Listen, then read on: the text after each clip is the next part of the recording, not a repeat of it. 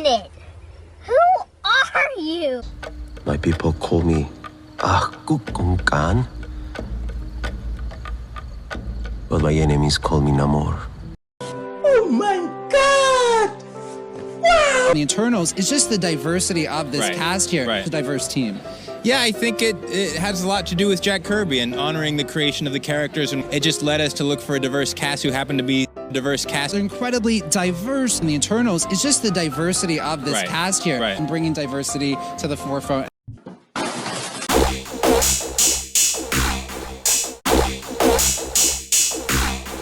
Hail to the fellowship. We thank you for tuning in. We hope you guys are doing well. I am your nerdy Norman reviewer, the Elven Barber, and joining me, as always, is the lore loyalist himself, TC, the token cripple. Hey, how you doing? And we are those guys. Now, before we get started, we do ask that you smash that like button, subscribe, leave a comment, hit the bell for notifications, and share this video out there.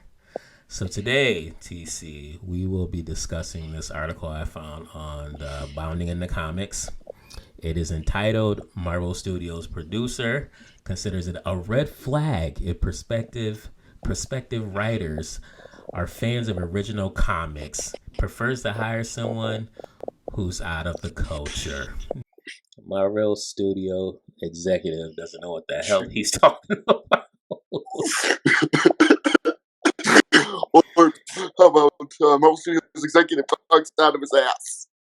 That's better. That's a better title. It's getting better. It's getting better.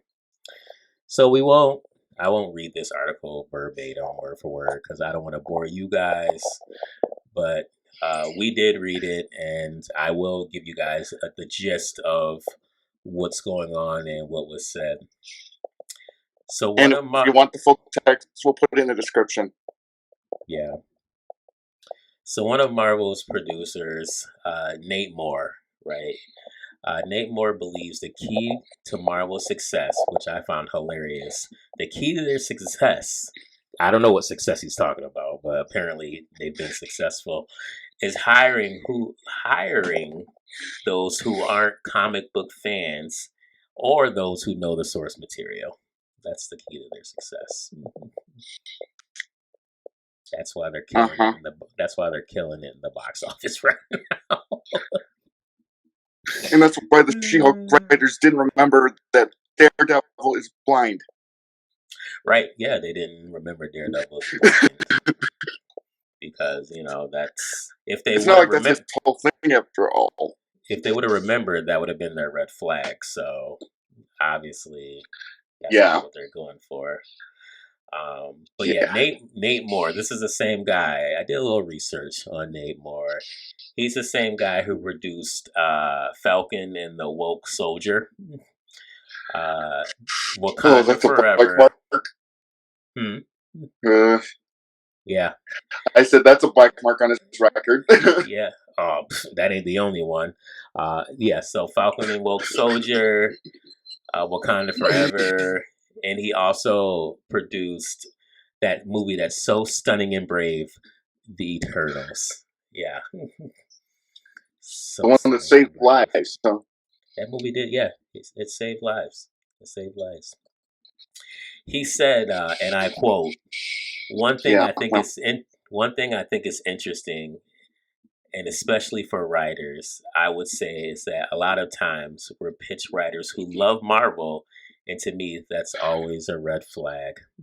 So it's not even like they're not getting Marvel fans or people who know the material to come try to work for them. Like they're actively denying them. Like they're not even bringing them on. Newsflash. The people who are fans who love the source material, they're the ones who are the most creative and the most invested. They'll come up with your best stories. Dumbasses. No, I agree. But his argument is counterintuitive to that one. Like he believes having a pre-existing idea of what it is, like that comic or the source material, because you grew up with it, means that you would want to recreate that specific movie or create that source material, use that source material to create that film or that show.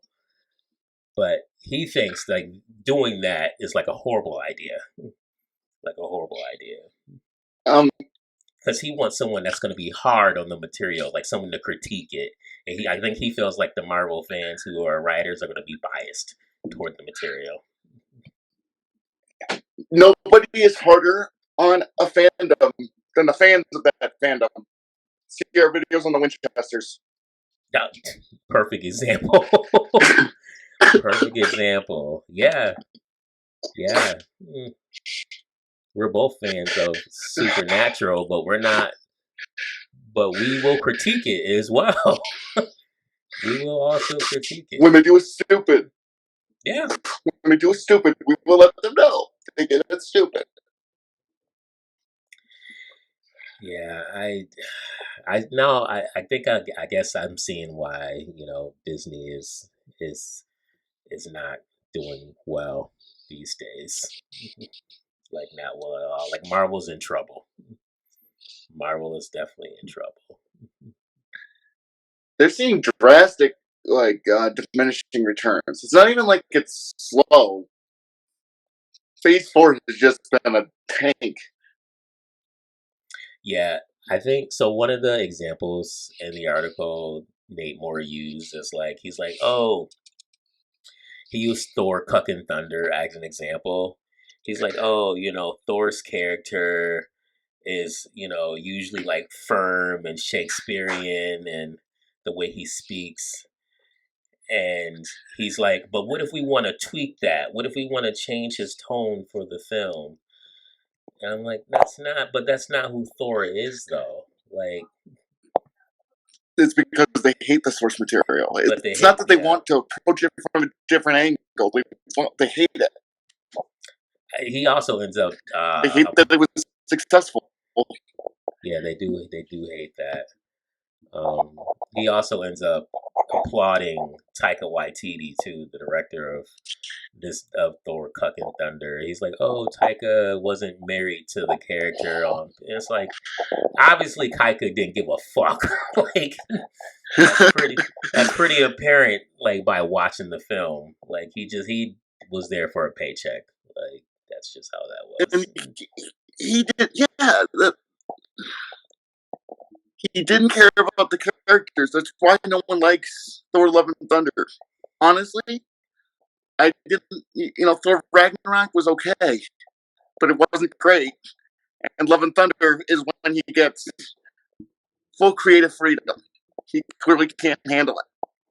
Yeah, the movie didn't do well. Actually, I'm pretty sure the movie lost money. Thor: Cucking Thunder. At least Ragnarok made money.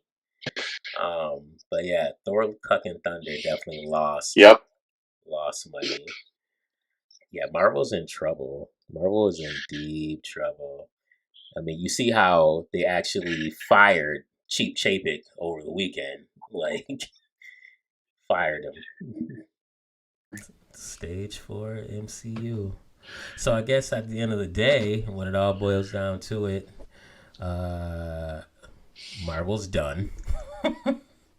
I have no faith in their resurgence, if they even trying that. Like, nothing's gonna change. Shout out to Gary Nerad. He put out a video the other day where he showed there were like 15 males introduced in stage 4, and 15 of them died. Yet there were 27 females introduced and they all lived. So, yep. I'm done with Marvel. If it weren't for the fact that we did these videos, I'd be done. I wouldn't even bother. Yeah, the only reason why I'm watching anything at all that's trash is because of you guys. We love you guys, so that's why we're doing it. But you guys make it worth it. Yeah, but if it weren't for you guys, we'd be watching other things and not caring about Marvel product and next Marvel product. So, any last thoughts, sir? I just want to reiterate, these things keep happening, and they keep taking the exact wrong message. Oh, let's not put fans in charge. You did that wrong, and you should put people who give a shit in charge. Yeah, you know what, Disney? If you want to make money, easy money. There's a reason why. There's a reason why comics made money for years upon years upon years. Yep. It's because they told good stories. And you know what? Fans of those stories will know how to adapt them. Yes, they will. What a concept. Easy money. You guys, thanks for tuning in. Thanks for listening to us. Again, smash that like button, subscribe, leave a comment. Let us know what you think about Marvel and their ridiculous standards. Share this video out there, and you guys take care. Have a great day.